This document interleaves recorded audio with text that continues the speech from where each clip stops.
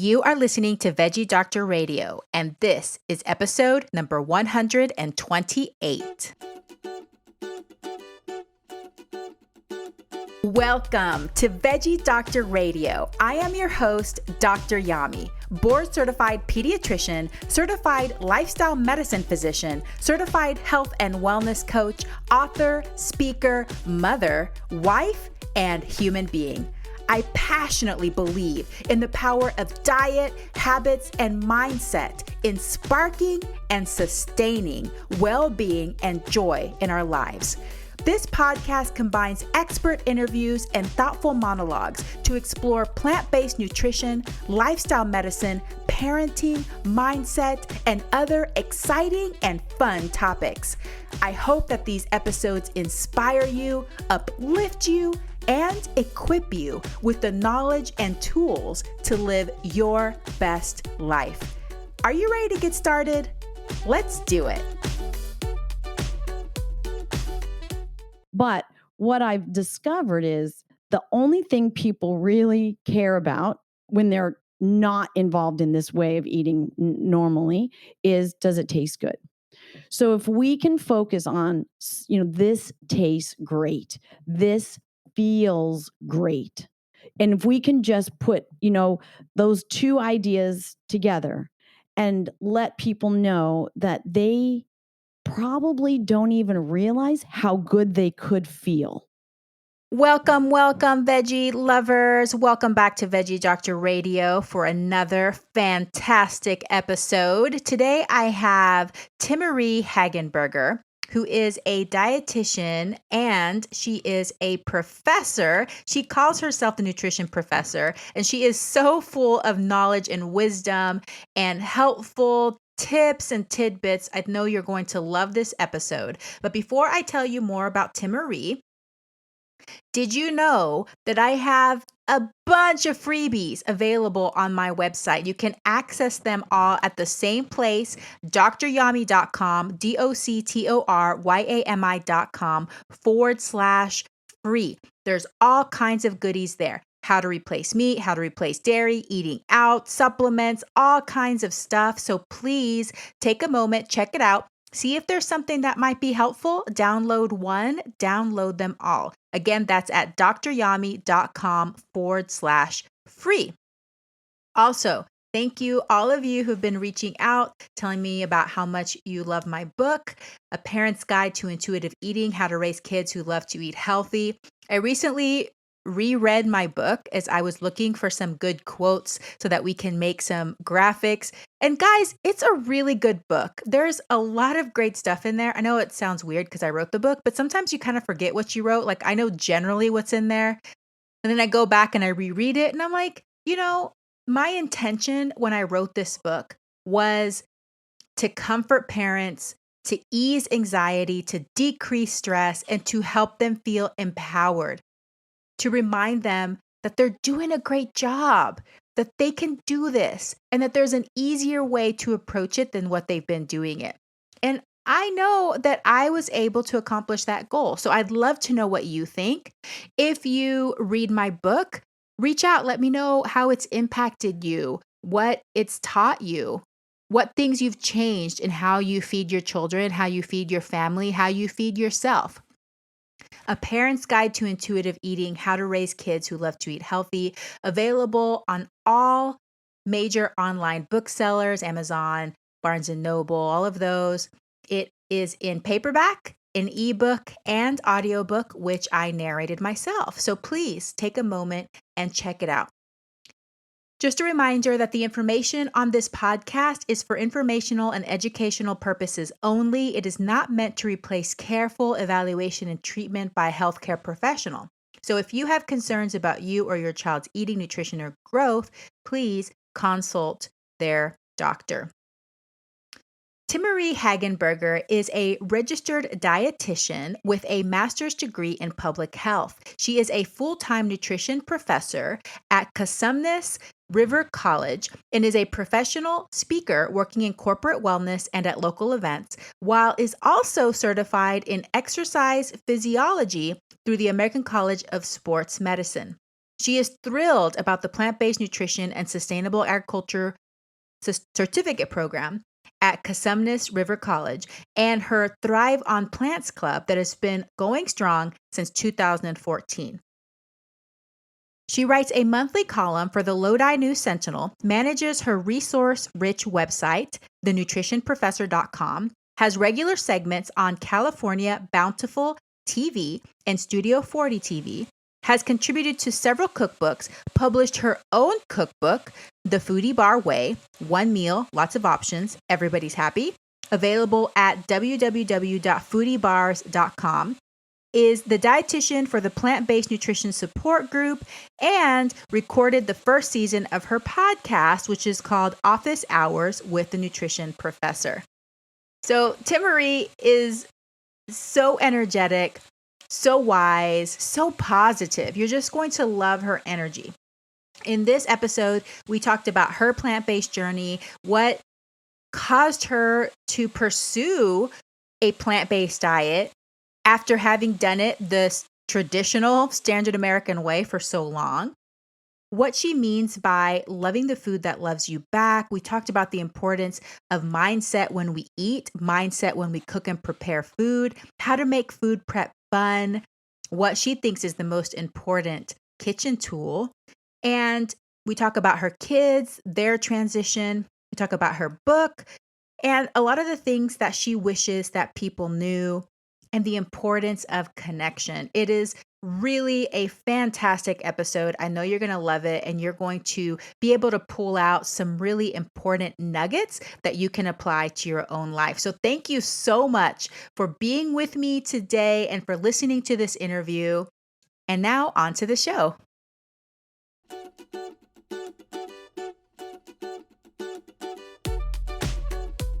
All right, Miss Timaree Hagenburger, thank you so much for joining me today on Veggie Doctor Radio. Welcome. Thank you. I'm so excited. This is actually a little dream come true. My students had found you a couple of years ago as one of our plant-based rock stars.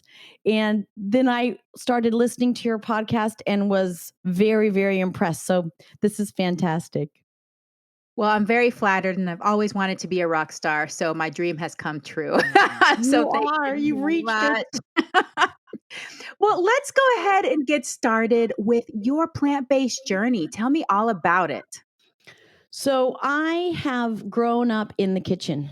I grew up with an Italian family, and my grandparents and my parents loved cooking. And my Nonna showed love with food.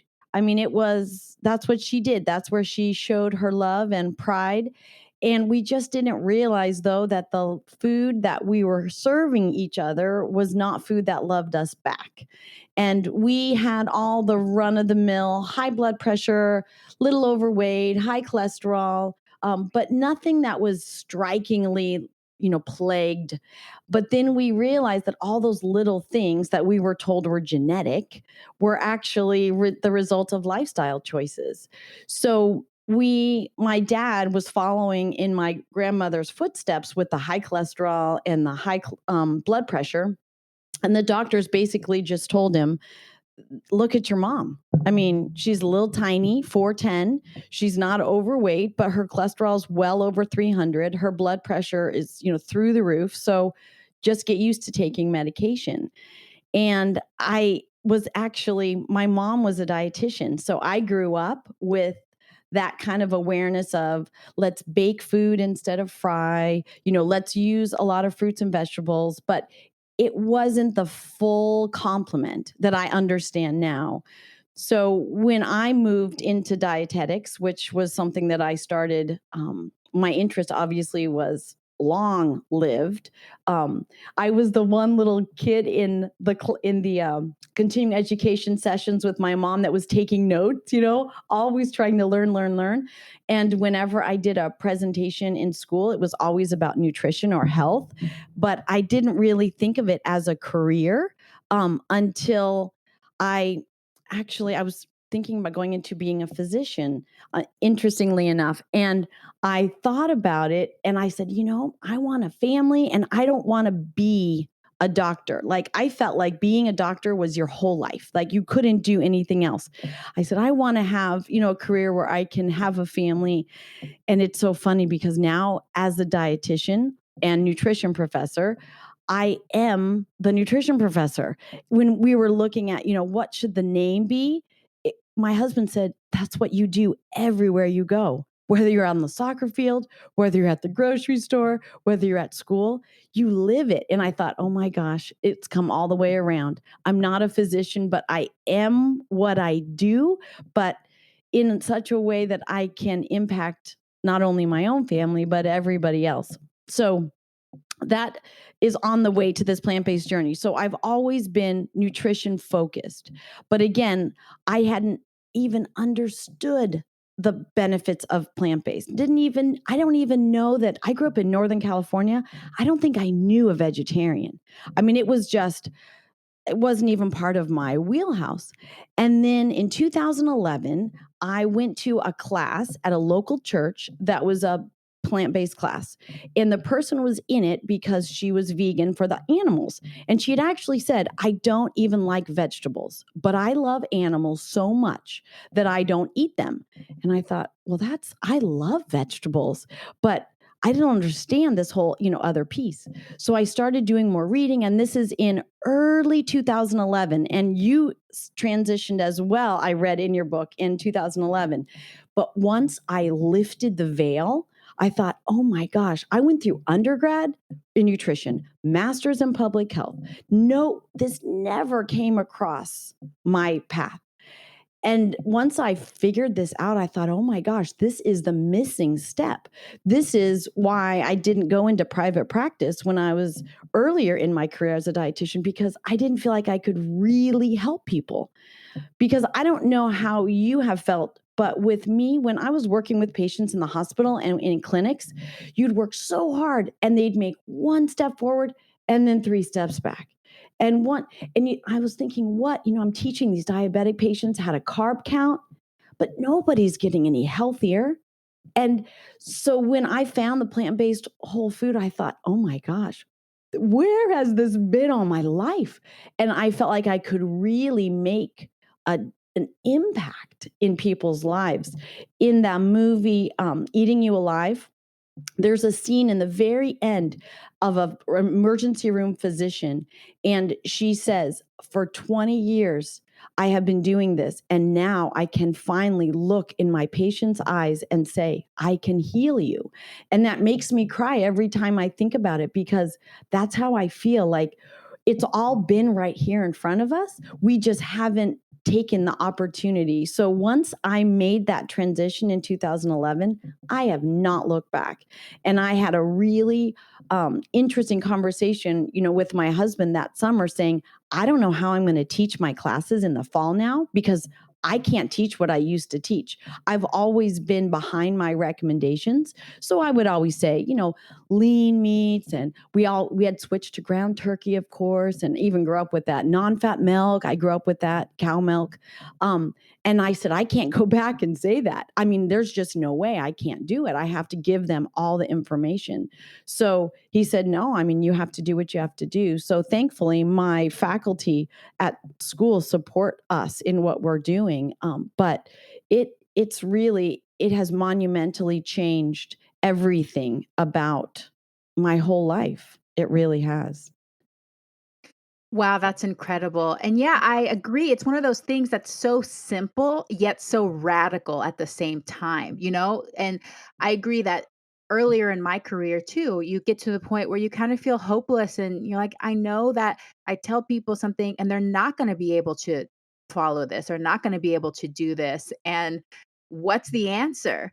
So discovering plant-based nutrition really feels like it's something that's always been there, yet we weren't able to see it. It's just, like, so It hard to is. explain, but I know that you understand me and we can understand each other. Tell me about your family's transition. So once you went to this lecture and you're like, "Okay," and you started researching, how did you go as far as your diet? What were the next steps? And then for your family, and who was home at the time? Like, what was your life like at the time in 2011?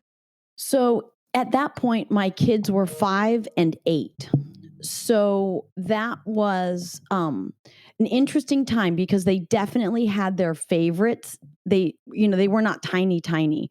So it was a discussion with my husband, and he trusts me implicitly, but he isn't on board for himself until he makes that decision. So, he's going to go with whatever I think is best, but he's not going to be all in until he, makes that decision. So, he was home with the kids. We had kind of the flipped schedule. So, he was home and I was at work and in between.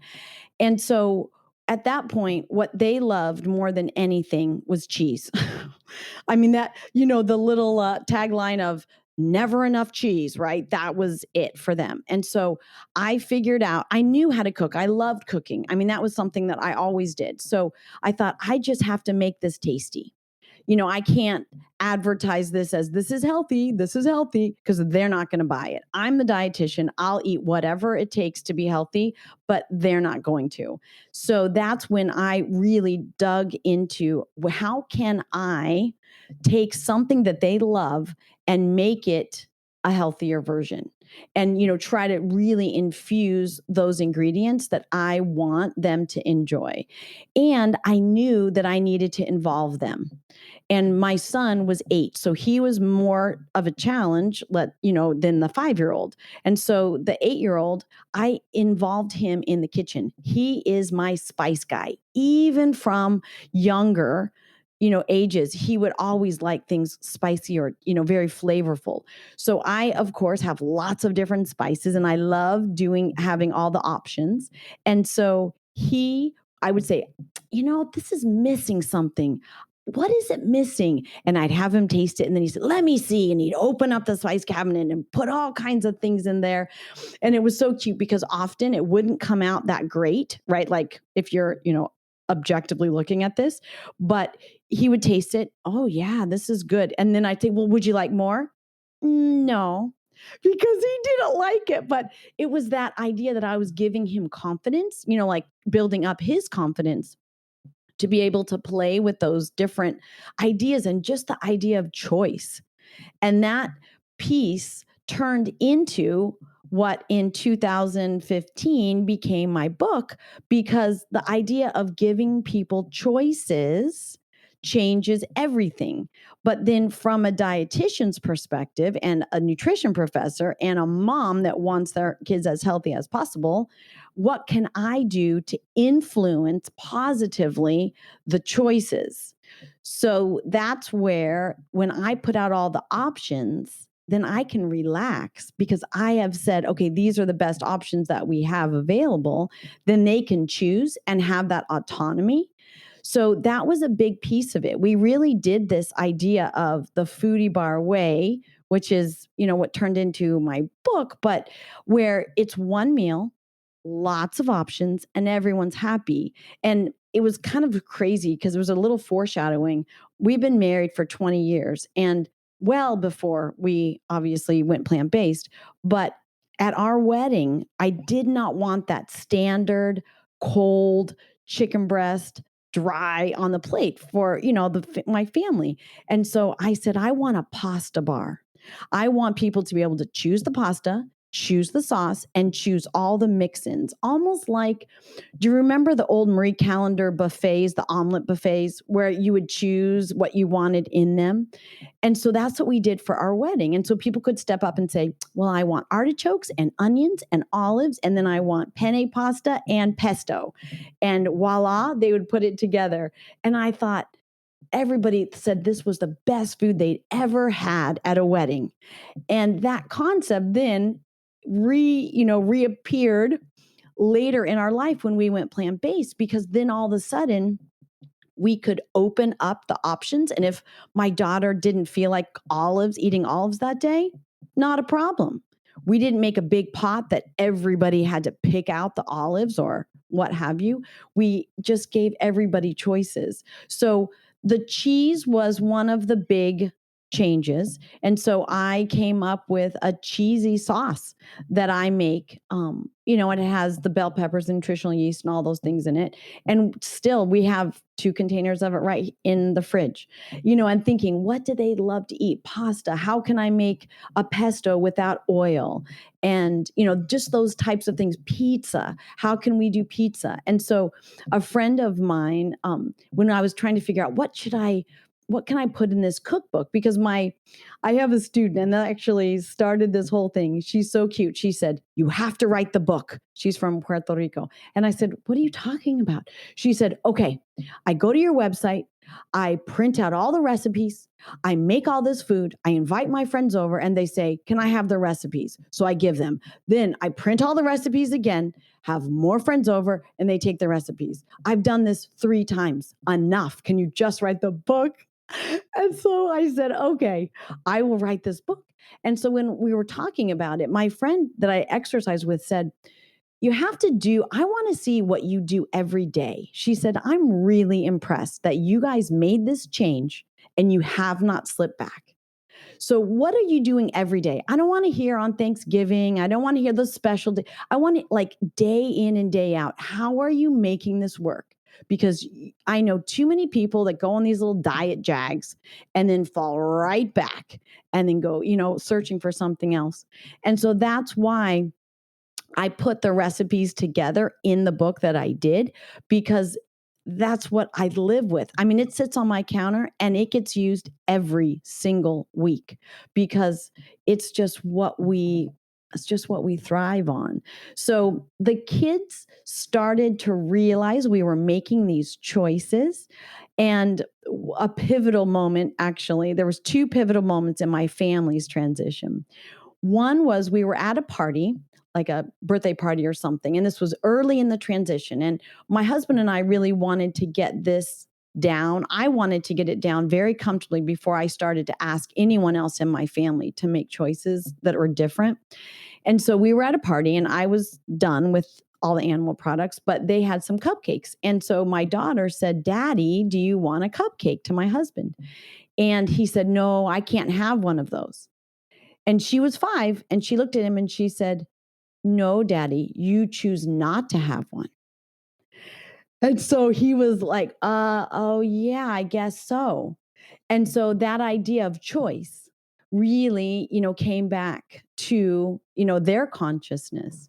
And then the other point that's so pivotal for him was he was watching Dr. Clapper. He'd seen all the movies and all of that early on, the Forks Over Knives, etc. And he saw this one segment of Dr. Clapper's talk. It's an old talk. And he was discussing how blood, the lipemia that happens after the meal, and he showed the test tube. And he said, "Yeah, it takes 5 to 10 hours for your liver to pull the fat out of your blood from your meals."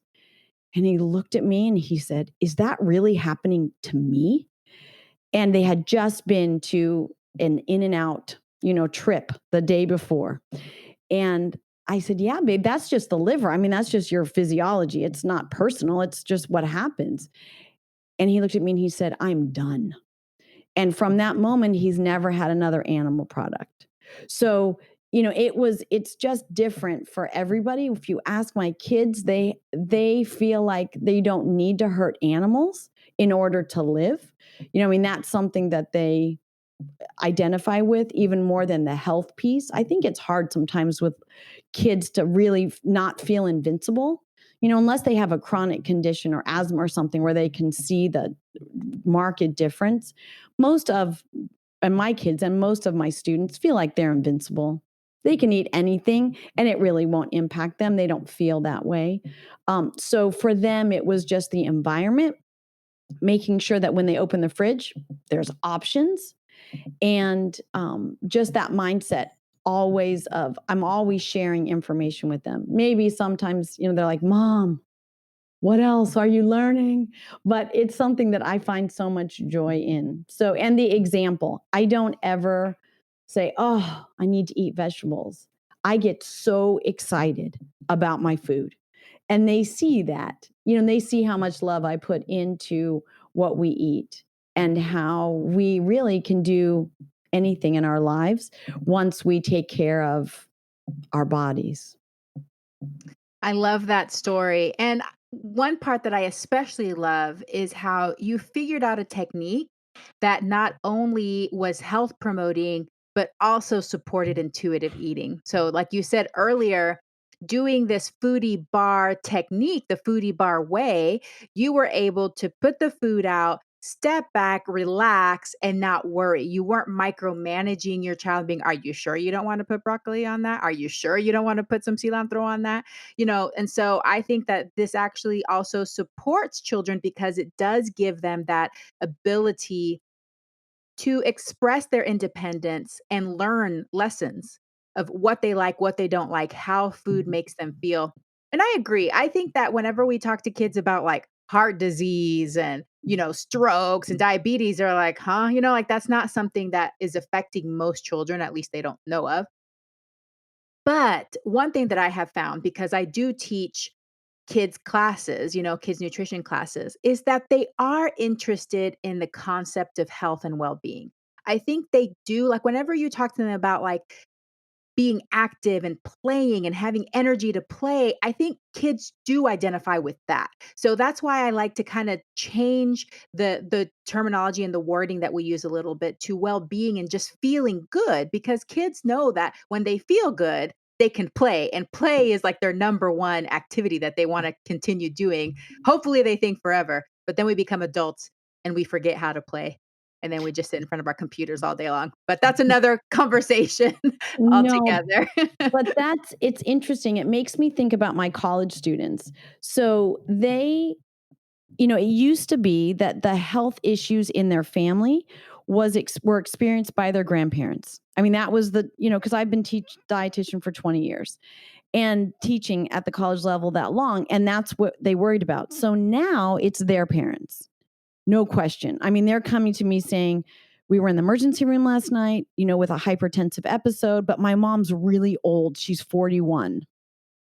And it's like, no, no, no, you guys, this is not old. And no, this is not good. So they're seeing that. Or I don't know about you, but I'm seeing in the early 20s diverticulosis and diverticulitis. In the early 20s. I mean, we just talked about it last week when we were talking about the GI tract. This is a disease of low fiber intake, supposed to be for a lifetime. This is something 60s, 70s or beyond. And we're seeing it so young, but we're also seeing a generation that is growing up on, and I do their diet studies, Pop-Tarts and Top Ramen. And that's, what there. So the fiber is just not there. But that's something that I really learned a lot about the idea, and it really changed my view of how I teach nutrition, that switch from health to feeling good, like you had mentioned. It's something I want to come back to, because I think, what I used to do when I did a cooking demo is I would give all the reasons, and this is good for your eyes, and this is good for this, and it this, and this, and this. And people just like the research shows the more reasons, the more diluted they become, your motivation. There's an excellent book called No Sweat. And I don't know if you've ever read it, but I've incorporated it into one of my classes. But it's Michelle Seeger. And it's about the motivation for exercise. And she has cited several studies in there, but one of them is the more whys you have, the more diluted your motivation is, which seems counterintuitive. But what I've discovered is the only thing people really care about when they're not involved in this way of eating normally is, does it taste good? So if we can focus on, this tastes great, this feels great. And if we can just put, those two ideas together and let people know that they probably don't even realize how good they could feel, that is going to take us so far. Because, and I remember when we were talking with the kids were little, it was like, well, you guys know what it feels like to have a tummy ache. And that's not fun. You know what it feels like to get sick and just feel like you have to lay on the couch because you have no energy. And that's not fun. So when we can say there's a link between what we're eating and how we're feeling, and these are power foods to give us energy. We used to talk about energy balls, like in your body, like this is giving us little energy coins or energy balls. And when we eat this food, we have the energy to do whatever we want to do in our lives. And I think as you said, as we get older and become adults, and then we are adulting instead of, living and playing, then I think we can forget that we have choices and that those choices really we feel like everything turns into a have to instead of a get to.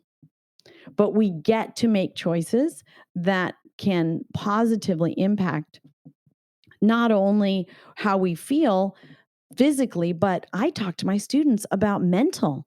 When they eat certain foods, fast food has been shown to cause depression on a neurological level, neuroinflammation. So it's not just, these choices are not just, oh, yeah, I'll get a little indigestion and yeah, it's okay till my next meal.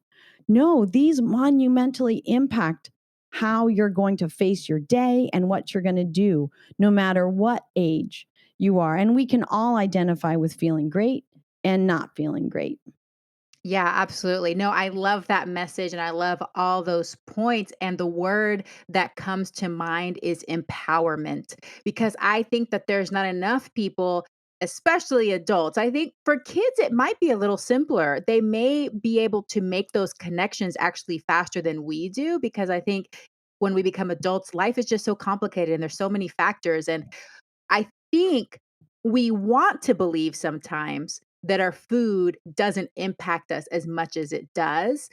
But like you were saying, we can flip it around and look at the positive and feel empowered that when we're feeling fatigued, when we're feeling depressed or anxious, that we can look at our food and be like, where is this possibly contributing to how I'm feeling mentally, physically, emotionally?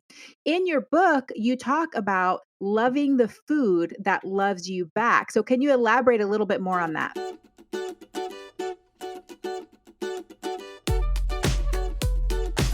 And now, a word from our sponsor.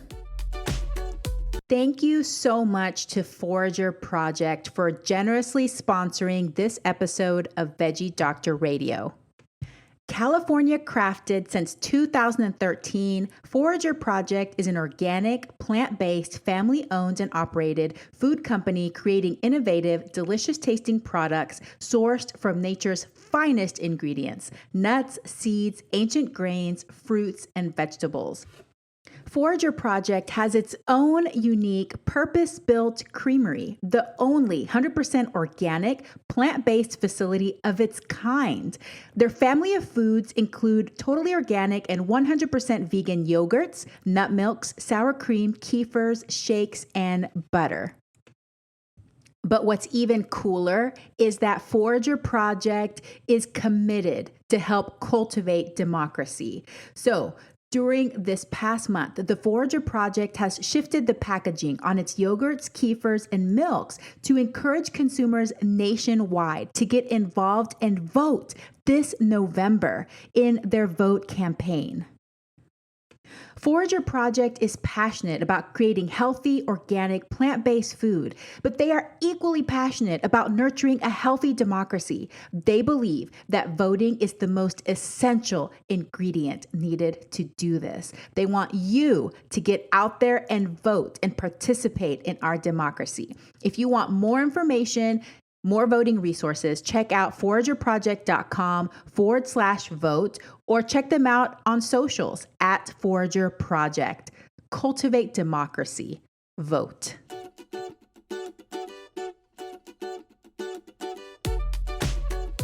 So that's my tagline. I mean, that is the idea, is because we know that when you enjoy the food you eat, you actually absorb more nutrients.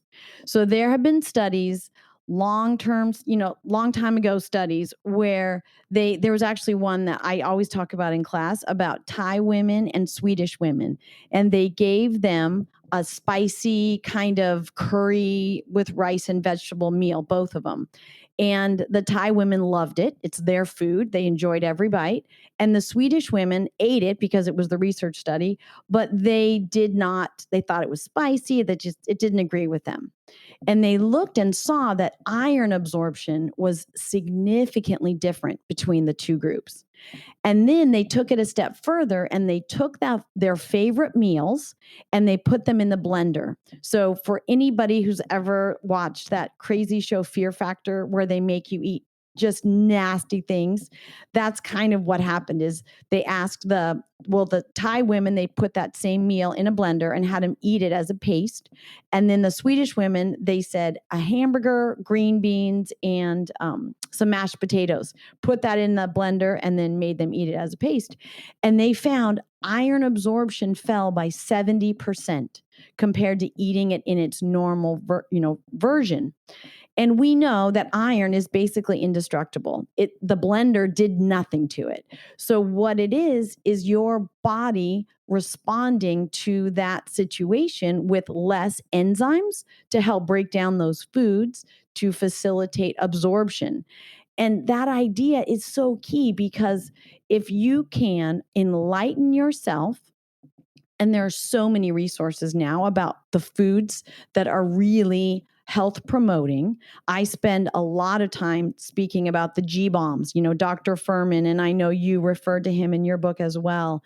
The greens, the beans, the berries, the onions, the garlic, the mushrooms, the nuts and seeds, and making those foods in such a way that you enjoy them.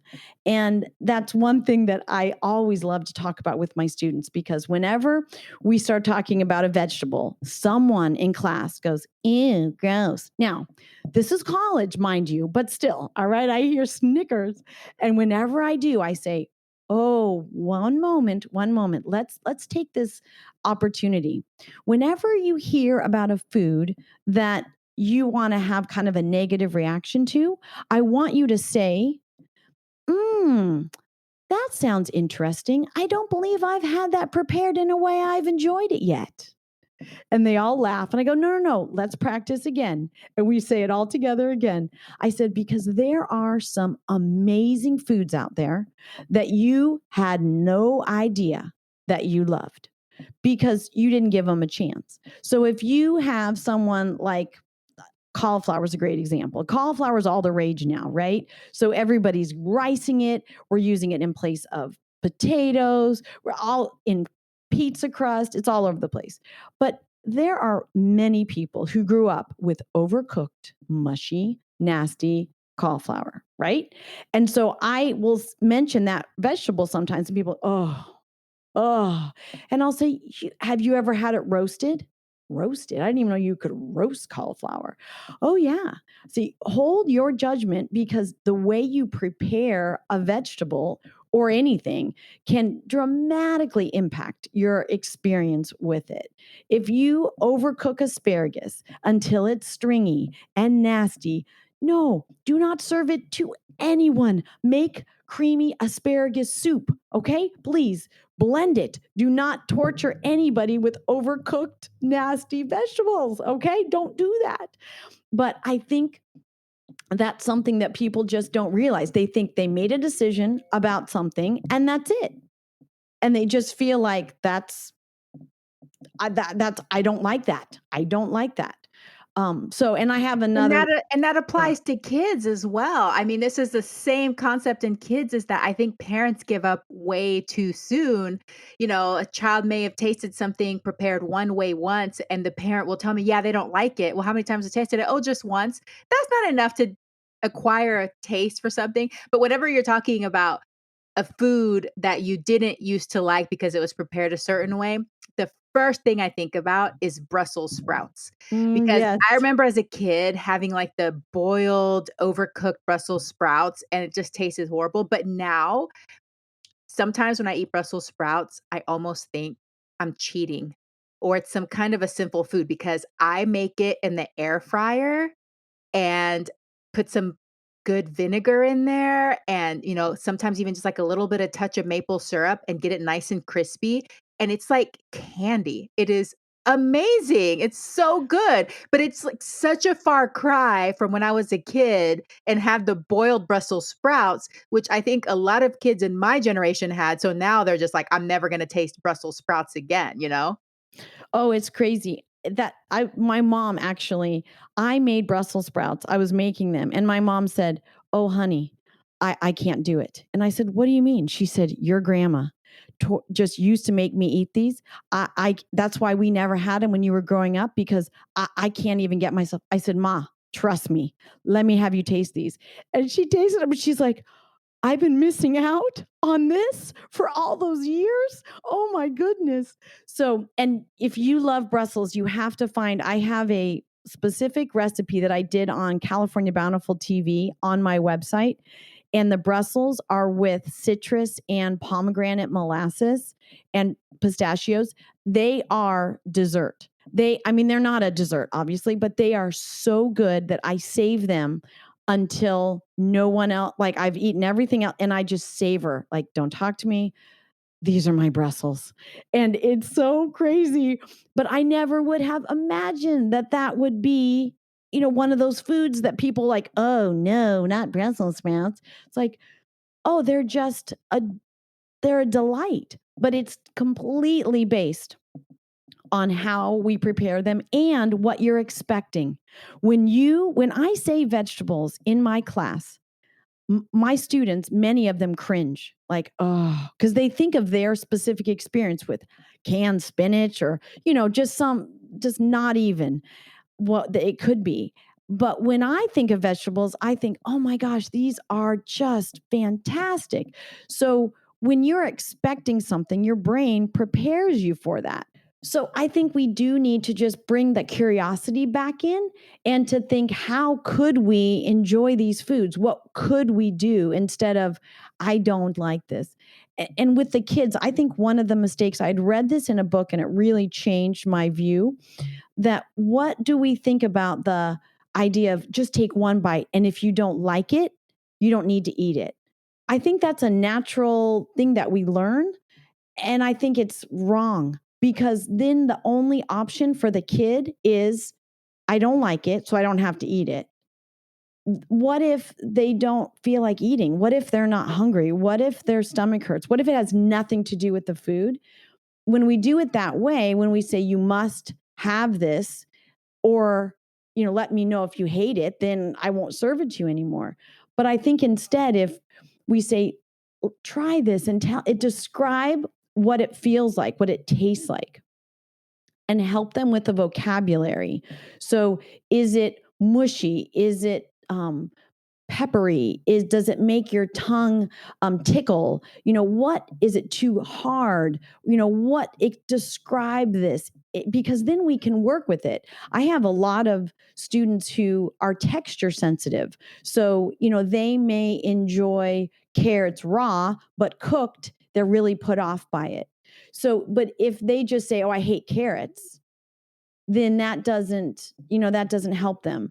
But if they can say, "Oh, well, if I like lightly, if I really like raw carrots, but I don't like overcooked carrots like in a soup, maybe I'd like a stir fry that was still crisp, versus, another dish that may have been a little more cooked."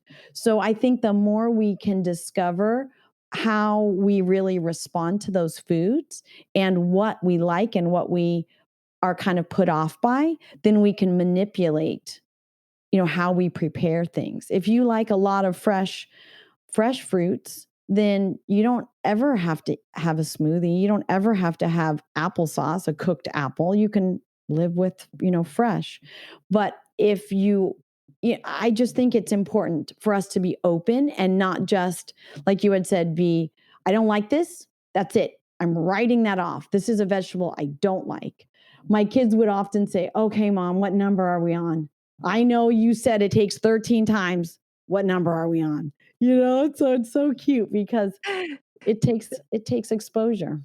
That's adorable. I love that. And no, I think that that's such a good approach, that curiosity, because children are naturally curious, so they want to explore. And whenever we present things to them in a non-threatening way, and we're not telling them we're going to force you to eat that, then it allows their curiosity to be open, and they're not fearful of it, which I think is really important. But I think it also acknowledges that we do have differences in our taste preferences. Now, that doesn't mean that we can't increase our palate. We can't broaden our palate, which is what some parents think, that these differences in our preferences means that some kids just going to like five things. No, we can broaden our palate, but it's important to understand what are some of the things that we like, why we like them, what are some of the things that we don't like. But also, in addition to that, even the things that we don't like, we can learn to like. One of the stories I tell a lot is that I don't love sour and tart things, so I've never been a huge fan of just eating a bunch of fermented foods. But my son is Ethiopian, and that injera, is really sour, Mhm. but I Yeah. learned to love it and now I crave it, which is crazy. Like, there's no way, if I wouldn't have been deliberate about that, I probably would have always avoided it. And now I love it. So it is possible. You just have to be in the right mindset. And I want to go back to how you started the answer to this question, because I love that you brought out these studies about how our body chemistry changes in response to our thoughts. So fascinating. And yes, I don't talk about this very much, but it's definitely out there. And it also applies just to United States in general, because believe it or not, the United States, we are ranked as one of the most health conscious countries in the world. Believe it or not, okay? So we have all these people running around claiming to be very health conscious, but what's the saddest thing about that is that we derive the least enjoyment from our food. And it's so important to enjoy our food and to have pleasure with our food, because just like you were saying with those studies, when we're having an authentically pleasurable experience, it is changing our body chemistry and different things are happening. And I would say that the same thing goes with hunger. I think not enough of us are paying attention to being hungry before we eat, because we're just eating all day long. And whenever we are aligning with that hunger, we're actually deriving more pleasure from our food. And I think that pleasure is giving us the feedback that, yes, feed me when I'm hungry, because everything is open and absorbing what you need. Your body is aligned with being fed, instead of being fed all day long until you go to sleep and as soon as you wake up, and it's not in harmony. So I love that we're talking about that, because it's something that rarely gets talked about. We're talking more about regimens and eat this, eat that, not about how we can enjoy our food and be aligned with the chemistry of our body. And I think this is even more of an issue now with COVID because more people are at home. And so the kitchen's right there.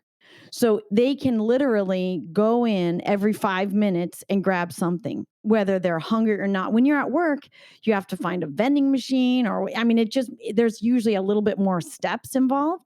But now you can just, instead of heading out the door, which is, I think, what we should have more people do, unless it's smoky and we've had those issues with air quality, but heading out the door for a little walk instead of into the kitchen for a mindless bite. I think that, would be a great swap that we do, and we value the ideas of eating, like you said, when we're hungry, and when we do a little bit of that prep on the weekend or whichever day works best, so that when you do open the fridge or the cabinet, the easiest options are also the healthiest. That you really make sure that you have something so that when you are hungry, because you're right, hunger is the best seasoning to make people want to eat food, but you don't want to then just get something that's not the best for your body. Oh, but I'm just hungry, I'll eat anything. You want to make sure that you have those options available, but and truly enjoy it. Take the 3 breaths before you take the first bite, and just be thankful for the opportunity you have to eat that food and how wonderful it's going to taste. And really, like you said, you can do mindful, the intuitive eating is enjoying those bites. There's no guilt. There's just joy in it. And your body will respond, and you won't eat as much because you'll know, oh, I'm here, I'm present. You're not going to be distracted, and you're really enjoying that food. And then to couple that with the choices that we're talking about, it's a win-win all the way around because you are truly satisfying your body. And as much as my students say, oh, fast food is so, tastes so good, when I ask them, eat it really slow, they don't like it. Yeah. When they jam it in and don't even think about it, and half of it's eaten before they're through the drive-through, they don't have time to register that it's greasy and it's heavy and it doesn't really taste that great. They just kind of swallow it. But if they had to eat it morsel by morsel, like you'd eat a blueberry, just that fantastic flavor, and if they have to eat that fast food morsel by morsel, no, they're not going to do it. They don't Yeah. enjoy it. And that's why I say authentic pleasure, because I think we're fooled into thinking that some of these hyper palatable foods is pleasure. But I think that's also a psychology thing because we've been taught that they're junk foods. And because of that, if we like them, we're bad. And then we have this weird attachment to them, but really they're not that delicious. So whenever we let go of that and neutralize food more, then when we go back and eat that food because we're allowing ourselves to eat that food, suddenly we're like, actually, that's not that good. This happened to me with Halloween candy. I had this strange thing with Halloween candy that I feel like I couldn't stop eating it until I said, you know what? I'm going to eat Halloween candy if I want to. And that quickly changed into, I don't want to. Yeah, Like that stuff exactly. tastes bad. It tastes like plastic and cardboard and is not high quality. And I have zero problem with Halloween candy. I mean, it could just be like pounds of it in front of me. And I'm like, no, thanks. I Nope. do not want that in my body. That is gold. So I had an experience in one of my classes, and I jumped around like a crazy woman after the student explained this because this was gold. So he had done the 21-day kickstart, which I offer for extra credit in my classes. And he was on day 22. And so now we're at like day 25, right? We're back in class. And so I said, how did everybody's weekend go? And I always ask for a WWW in my classes, a what went well. So his what went well. So we start saying, well, I was done with the 21-day kickstart and I was really craving ribs. And I thought, oh my gosh. And this is in front of everybody, right, in class. So I said, okay, so what'd you do? Well, I went to Logan Steakhouse, okay, big chain here. And I ordered a full rack. I'm like, oh gosh, okay, here we go. He said, so it smelled so good. I was so excited. He said, it came, the whole restaurant smelled great. Looked down at it, couldn't do it. I said, what? He said, I just couldn't do it. I said, so what did you do? He said, well, I asked for a to-go container. I said, well, I wasn't there. And he said, I know you weren't there. He said, no, I was on day 22. I was totally legal. Not only could I have it, I paid for it. It was right in front of me. He said, but I couldn't do it. So I put it in a to-go container. I said, okay. He said, and I fed it to my dog. I said, oh my gosh, seriously. He said, I'm done. I didn't want it. And I jumped around and I said, you guys, this is it. He went from I can't have it to I don't want it. So just like that experience with my husband and the cupcake, where he said, I can't have that. And my daughter said, no, you choose not to. When you can get to that point where you don't even want it. I am that way with all these animal foods now. I mean, I never dreamed. I used to eat all of it. And now it doesn't even, I ask my students, at the end of the semester, what are your NMFs? And they say, NMFs, not my food. What is just not your food anymore? I mean, there are things people eat that I don't eat. I mean, and so your NMF is Halloween candy, and I jump right on that. I mean, the idea of, I remember eating it when I was younger, but it doesn't do anything for me. It's just like there's no return on investment when I eat those types of foods. So thinking about that, and you don't have to preach it to everybody. I mean, we're in a unique situation where we're sharing, we're teaching, but for the average person out there, they just need to keep their eyes on their own plate and just take care of their own decisions. And so it doesn't really matter what anybody else, if they don't like olives, then they don't need to eat olives. If they don't eat cow milk cheese, then they don't need to eat it. And it doesn't matter if their neighbor eats it or not. They can keep, their own plate, those decisions on their own. But I think that's really, really key to move from a restriction to, again, it's empowering. I'm choosing not to for my own body. It just doesn't agree with me. And that seems to be a good way to help students and everybody talk to other people who may feel like they need to kind of be nosy, and thinking, what are you doing? Are you eating enough protein? And just saying, I've never felt better. So I'm just going to go with this, kind of the Doug Lyle. I'm not sure why it's working. It probably won't work for you, but I just feel better. And so I'm going to ride this wave for as long as, it'll take me. And I think that really comes back to that empowerment. It feels good. It's scary to be in a medical situation where you have to hand over control. And so for us to be able to regain that control of our health destiny, in large part with our food choices, it's the best. Yeah, I love it. Yeah, and it's so important to be able to flip that around and not see it as restriction, but to see it as abundance and abundance of choice too. And also in some ways, the way I see it is just being a food snob. Like I just really want food that tastes good and feels good. I just won't settle anymore for feeling subpar if I don't have to. So a lot of people, we live in such a busy society. And whenever you say the words meal prep or meal plan or food prep, you just hear the groan and you're like, takes so much time. In your book, you talk about the importance of mindset when it comes to cooking and preparing food. So, can you tell us a little bit more about that? Yes, I think that we have this lost art of, going back to my grandparents. I mean, my Nona would spend hours in the kitchen, and that was her service. That was her service that she felt to her family. And she took pride in that. And that was something that she did with her whole heart. And we have moved from that, and it doesn't really matter what ethnicity and what background, all of our societies have always brought family around nourishment. I mean, that's just no matter what. And so we've moved so far into this industrialized food is now something that you pick up in a box, in a package, and you put in the microwave or not, and you eat in the car or what. And we've just become so separate from it.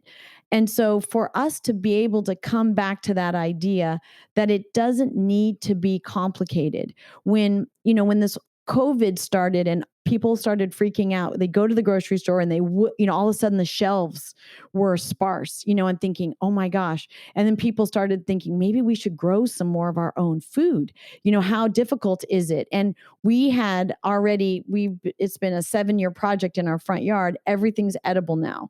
And that just coincided with all of this. But to be able to walk outside and pick 4 or 5 vegetables that then I can use, the concept, it's not a hassle, it is a gift. I mean, to be able to feed yourself. And like you had said, the impacts are so far reaching. It's not just the meal, it's how you feel for your whole day, how you sleep, how you interact with your family. When you're not feeling well and you're irritable, how easy is it, especially now with everybody at home, for the feeling of the house to just jump into negativity. I mean, it doesn't take very much. So when we can simplify things, a lot of people have said that this time away from work and back with our families has given people a pause. And I think it's really brought us back to what are the basics that we really need and how little do we need? I mean, when you think about it, so one of those things about giving our families and ourselves the gift of food when we think about it just a little ahead of time, just thinking about our future self just a little bit, and we take the time to cook a bigger batch, right? And we're not talking about cooking, elaborate food, but instead of making 1 cup of brown rice, make 4 cups of brown rice, and then you have it for the week. It doesn't have to be something super complicated. When I think about breakfast, I do my oatmeal, and I can do one pot of oatmeal for a day, or I can do a quadruple batch, and I have it for every day during the week. I wash 1 pot either way. You know what I mean? It becomes second nature, where you just think, how can I take my efforts? I make a soup, I divide it into 3 containers, 2 go in the freezer. I mean, that's it. It's just what I do. I don't want to burn everybody out on the same soup, so we don't have it every day for the week. But then I all of a sudden can open up my freezer and say, oh, I have a black bean soup, I have a split pea soup, I have an enchilada soup, I have a tortilla soup. And I think, oh, this is cool. I don't have to go to the supermarket. I got it. It's actually right here. I know exactly what went in. And it brings us again back to the choice. There's fast food restaurants that say, have it your way, without saying what fast food. No, you don't. You don't get it your way. You get how they make it. When you make your own food, you get it exactly the way you want it. Exactly. If you like things spicier, if you like things, whatever it is, exactly the way that you like it. So it's not a burden. It becomes an opportunity to have exactly what you want, to be, like you said, picky, but also in a good way. Yeah, no, I love it. I love that message. And I think also a lot of people don't realize that it's a habit just like any other habit. So at the beginning, you probably didn't automatically know that it's going to be helpful to triple or quadruple things, but you learn that over time. And now you know that it saves you time, it saves you energy, and it gives you choice for the future to batch cook and to prep ahead of time and put a little bit of effort. I talk to my coaching clients about how at the beginning, it does seem like it takes a lot of mental energy because you've never done it this way before. You're doing something new, but it's not going to feel like that forever. In fact, I have some clients that they progress so rapidly that it makes my head spin. Within a couple of weeks, they're meal planning and prepping and they've got it, You just have to throw yourself in there, give it a try, and also find a system that works for you because it works a little differently for every family depending on your lifestyle and how things are set up in your household. What are some tips that you can give us for making food prep fun? I think one great one is to turn on some music. So you can think about that like when you clean the house, if, you turn on music and you make it fun. So set it up so that you are enjoying the environment. For me, because I am a crazy learner, I like to put in podcasts. So if it's just me in the kitchen and the kids aren't involved, then I'll put in a podcast, and it's joy. I mean, it's time that I can be productive because I'm chopping and doing those things, but it's also time that I can learn. And just the idea of chopping, if you have a knife that's comfortable in your hands, and that's, something that's important. If you think about all the different tools, the knife is going to be one of the very most important. Not that they have to be expensive. Our family's favorite knife is one that we got at IKEA for $9.99. I mean, it doesn't, and I bought it because I wanted to see for my students if it would be a good knife. It turned out to be one of my family's favorites, the favorite knife. But thinking about that you're taking care of your future self. So when you're doing this, picture that you're making, you're creating, you're putting love and energy into the food that you're going to be able to enjoy when you're in the middle of work and you're rushing into the kitchen because you're hungry and, oh, someone took care of me and made this wonderful food just for me.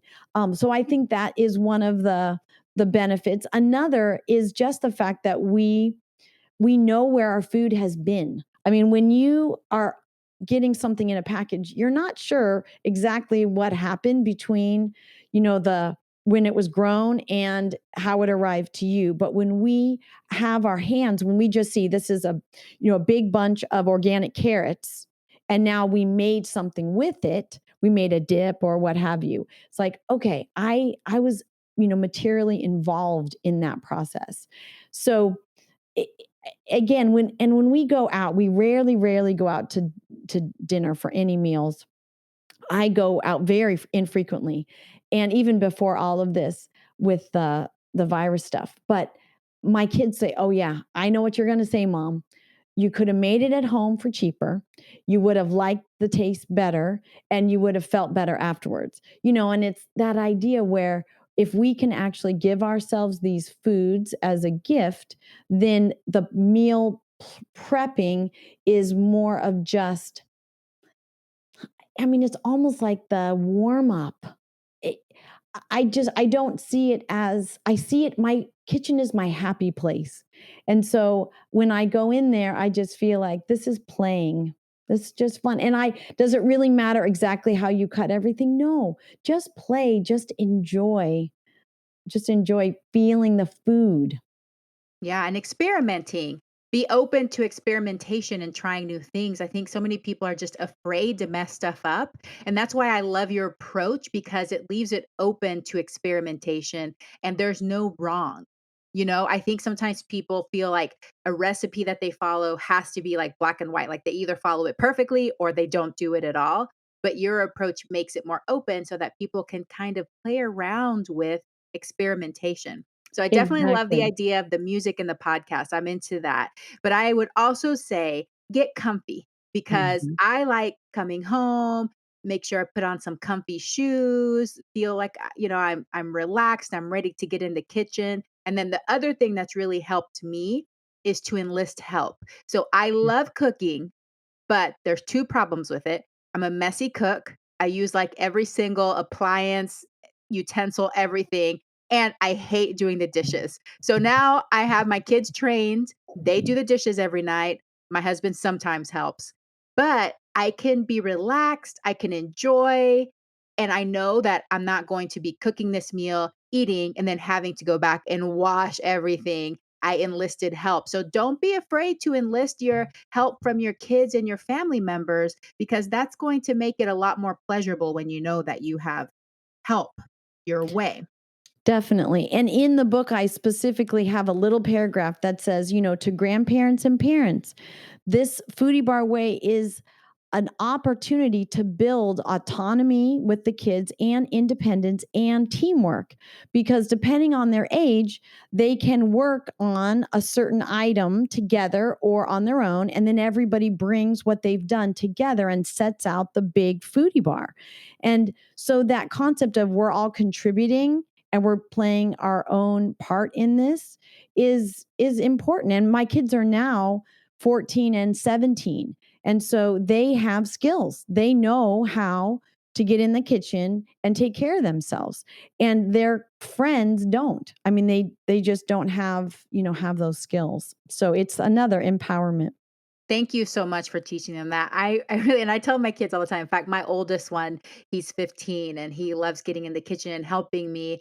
And I see it as a gift to his future and his future partner, Yes. whoever he spends time with in the future, because otherwise a lot of these skills are going to be lost or they'll have to relearn them later at a much later time. So the more that we can teach our children now, that's going to set them up for good habits, but it's also going to ripple effect to the other people that they meet in their life in the future. So that's really important. All right. So, a couple of personal questions. I want to Okay. know what is your ultimate favorite meal? Oh gosh, ultimate favorite meal that I cook or that I would eat out. Either one or both. Okay. Um, Eat out place, if I had to choose one, there is Millennium in Oakland, which is a vegan restaurant that's just crazy. So I went there on my 40th birthday and it was incredible just because I appreciated every item had like 4 or 5 different sauces. It was just over the top. So that was incredible. At home, I love so many different foods. It's a difficult question to answer. I love pesto, and we are growing basil like crazy. And so something that pops into my mind is I made one of the pestos in my book this weekend, and I froze it in ice cube trays. So now I have those in a bag, the little ice cubes. And so I've been doing a lot of zucchini noodles lately, the zoodles, where I just, turn the zucchini obviously into with a spiralizer into noodles.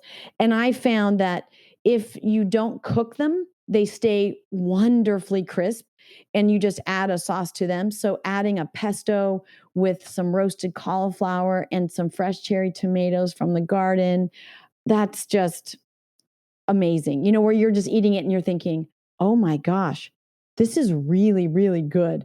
Lately, I've been doing a lot of that in, just different combinations of foods, and I've absolutely loved them. Something that I wanted to just touch on that you had mentioned was that idea of having the freedom and flexibility to play and experiment in the kitchen. And I know that this must be working in my family because this concept, my son and my daughter make things all the time, and they hardly ever use a recipe. They just get in there and say, "What do we have? Oh, let's put this and this." And that is something that is so fun to watch because, like you said, sometimes you end up afterwards going, "Well, I think I'll change that a little bit," or what have you. But just to have the freedom to feel like, "Oh, no, I don't have exactly what this recipe called for, but that's okay. Why don't we have some parsley in the front yard? It called for cilantro, but let's change that up." So, that idea where they have full confidence that they can just go in there and figure out something, to eat. So, yeah, I would say right now pesto with zoodles is just so good. But it's not fair to ask. There's so many foods out there because we were talking about Brussels sprouts before. That's crazy. My acai bowl, that's crazy. So, No, I yeah, have the same problem you do. It's hard. it's I know hard. we're both foodies and we both like those whole natural foods, so it's just hard Yeah. to pick. But no, that word confidence in the kitchen, that's so important. And I'm like that too because I don't like pulling out recipes. I One of my favorite things to do is just to be really resourceful in the kitchen. Open the fridge, open the pantry. What do I have? Okay, I'm just gonna make something up. And it's my Yeah, older son, something that he asks me all the time is like, "Mommy, did you use a recipe or did you just make this one up?" Because he always wants to know if I'm gonna be able to reproduce it or not. But no, exactly. it's super fun. But that confidence can only be built through experience, which Mhm. means you gotta get in there, you gotta roll up your sleeves, and you got to play. You're not gonna get confident unless you keep trying and you keep practicing and you try new things and, you take a few risks. That's how you learn. What do you wish more people knew? I wish more people knew that they have an incredible amount of power over their quality of life with their fork and spoon and knife. We don't do enough of a connection between what we're eating and how we're ultimately feeling. We do this, like you said, this intermediate buffering, where, okay, just stick something in my mouth, just this is a quick fix. And, you know, uh, we just play with that. We just, it doesn't, people just don't realize that the decisions they make over and over and over again, not only does it impact your DNA and your microbiome and all the rest of it, but it impacts your quality of life and mental clarity. So I wish people knew that. I love it. Me too. I agree. What personal habit are you most proud of? How did you develop it and how do you maintain it? This was an interesting one because I've obviously listened to many of your podcast episodes, which I absolutely love. So I knew this question was coming. And one thing that I do is I'm a consistent exerciser beyond, again, it's not a have to. So I've been able to turn exercise, and I talk about it in my classes and with my Thrive on Plants group as joyful movement. And I know you had also used the same term in your book, that the exercise is something that I don't it's another gift I give to myself. So it isn't something like, oh, I have to exercise. And I listen to my body. Some days I'm running, some days I'm wearing a weighted vest and walking quickly. But I've been able to with this COVID. I was so happy because I used to go to the gym and I lift weights twice or three times a week. And I loved that. And I felt really good with that along with my cardio. And so then when they closed, I thought, oh my gosh, am I just going to, all these years of working on this, now is it just going to go to the wayside? But we're like almost every other family. And we have dumbbells somewhere in your house. You got that great idea to buy dumbbells. They're not being used as, what they're supposed to be intended for. And I thought, I am going to use them. I'm not going to question. I'm just going to use them to the way I would use them at the gym. And I was able to continue, and I'm doing my 3 times a week. And for a very short period, the gyms opened again. And I went back and I thought, oh, am I going to be kind of weak, because I haven't been doing. I jumped right back in and I thought, what I'm doing at home, even though it's not exactly what I was doing there, that consistency is what's paying off. I'm letting the calendar do the work. I'm just showing up and doing it. And I'm not, again, not questioning it. This is a gift that I'm giving my body today and in the future. And as the time goes on, yeah, I'm staying strong. I'm able to do this. I'm not gaining 25 pounds because I'm at home. I'm not letting my exercise go by the wayside.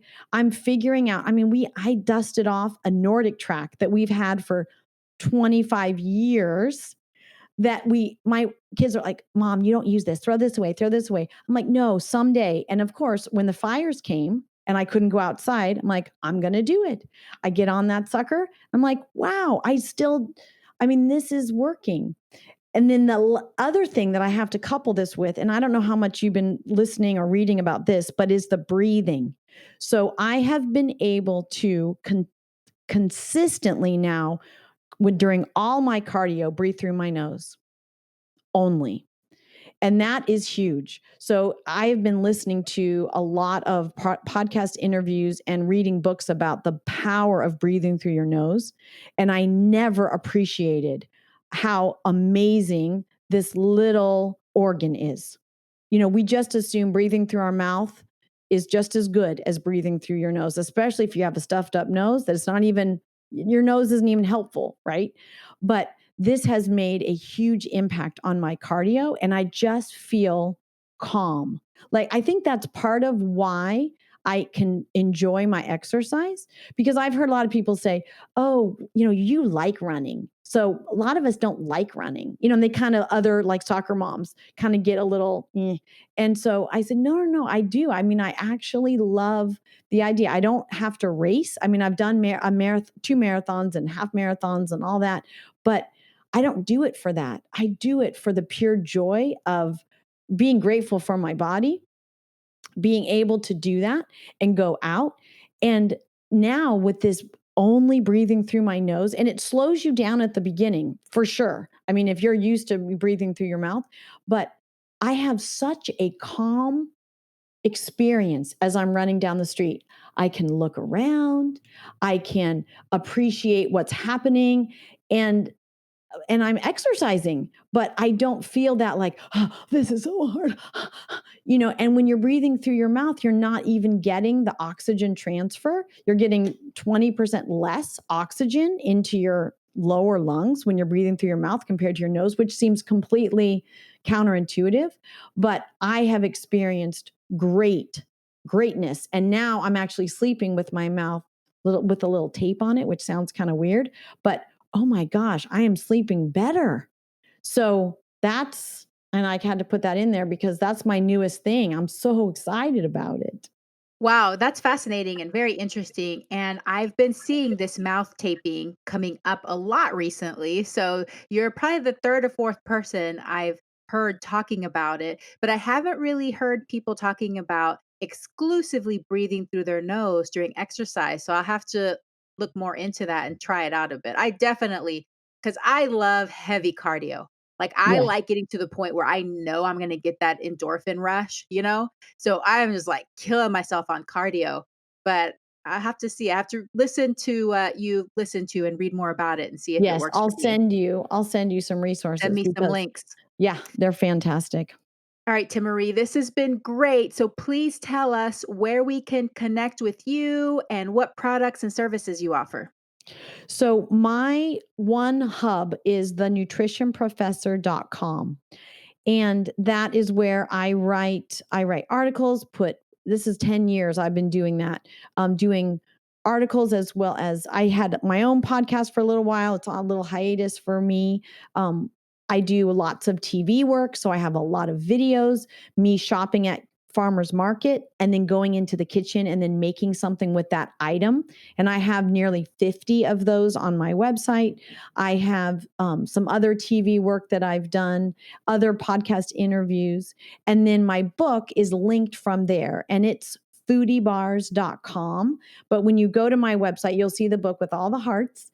And it is so fun because wherever you are coming from, whether it's a chef that has been working in the field for a long time or someone who's brand new to cooking, it just gives options. So every foodie bar, and a lot of people think it means like granola bar, energy bar.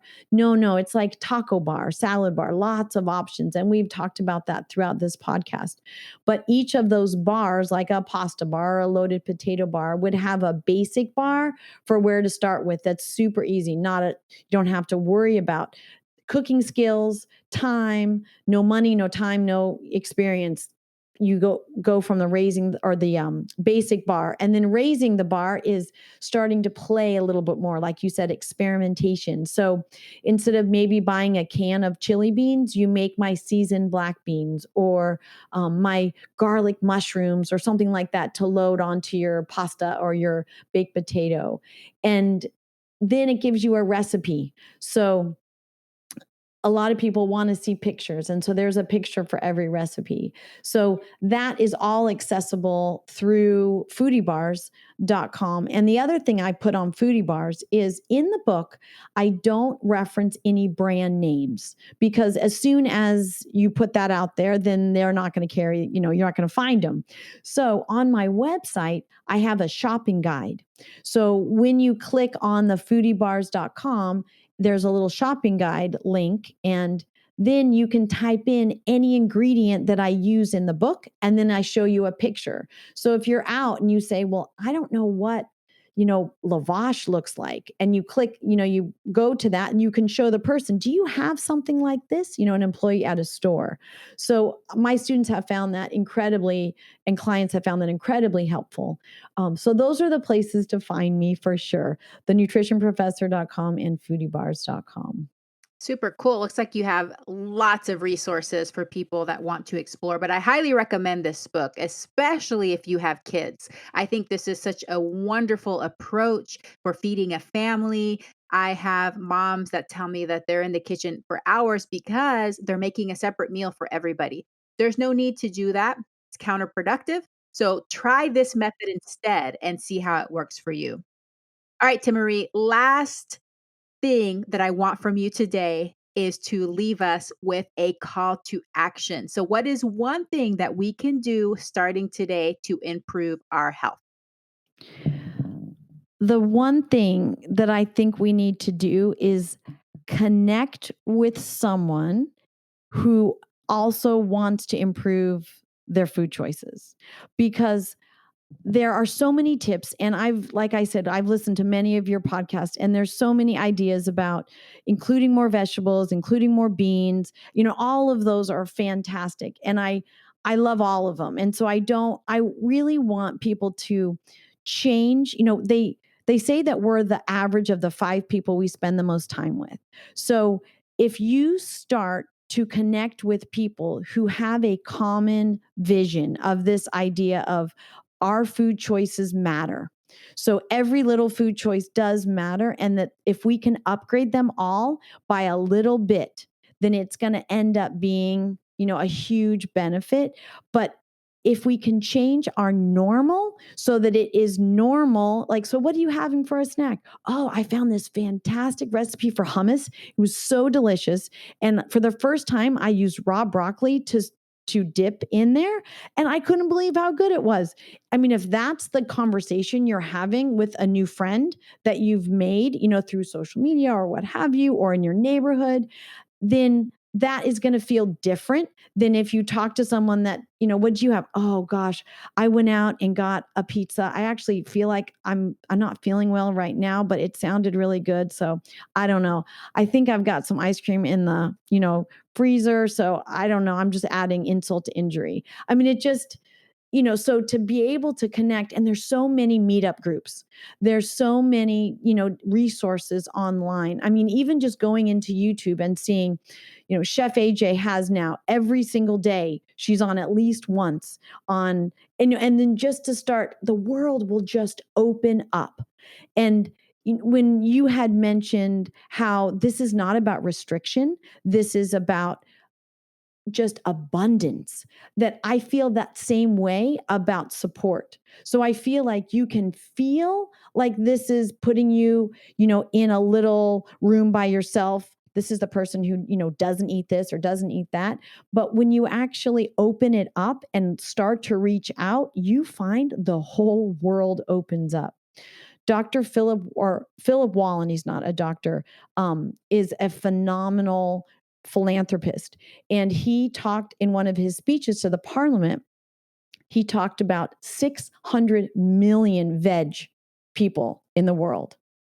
That is a lot of people, but we're just spread out. So people just don't, you feel like you're alone sometimes.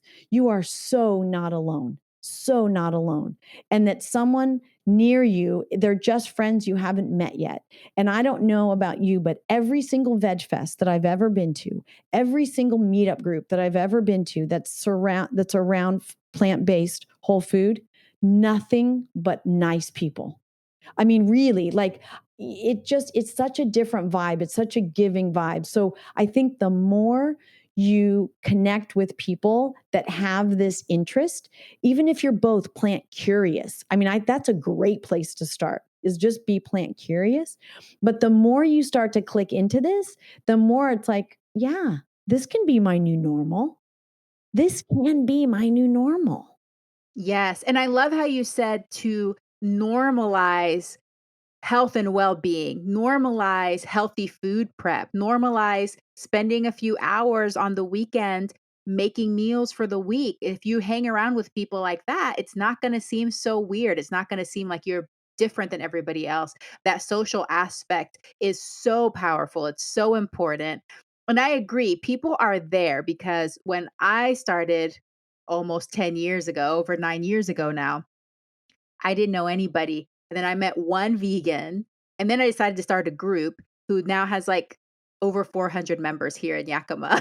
So, but Yeah, even if you don't have somebody in your local area, social media is so powerful. There's groups online. So it's out there. You just have to look and it start is. connecting with these people, and you're going to see how it's going to boost your motivation because you're going to feel like you're part of something bigger than yourself and you're not the only one. So I love that call to action. Thank you so much for that. Did you see in my book the little cook together icon? Yes. So, in many of my recipes and bars, I have this little cook together icon because secretly, this is what I want the world, this is what I want my students to do. Instead of go out to fast food on a Friday night, I want them to have a cook together. And now we can do it virtually. I want them to have a hummus showdown so that they have three friends and they all season them differently, the different hummus, and they all find, they all vote on the best one. I want people to come together. And if food prep is something that is a struggle for you, invite a friend over, double everything, and then split it. And then take home half the soup and take home half. Make it fun, because when we spend time with people that we enjoy, you can just about do anything and enjoy it. You know what I mean? Because you're finding time with people that you love. And so it doesn't matter if you're chopping vegetables versus if you're at Starbucks. No, you can be chopping vegetables and talking with your friend and catching up, or doing this via FaceTime. Put them up there while you're chopping, you're connecting.